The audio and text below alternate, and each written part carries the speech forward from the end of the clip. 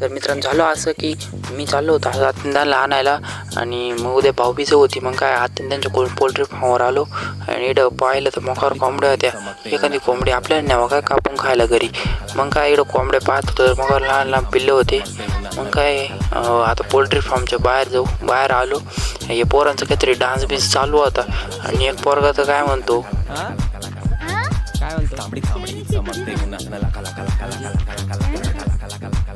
मग काय पप्पाने मला गाडी दिली चालवायला. मम्मी काय गाडीच चालवली, पण हे पोरं माझ्याकडे पाहून मोकार हसायचे. मग मला मोकार हसू यायचं.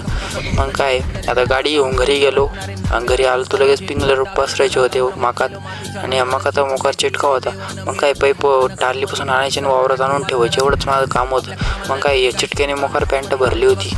मग काय चिटकाच काढण्यात अख्खा दिवस जाईन. आता मग काय आता आज रात्री ना आज फटाकडे पेटवायचे.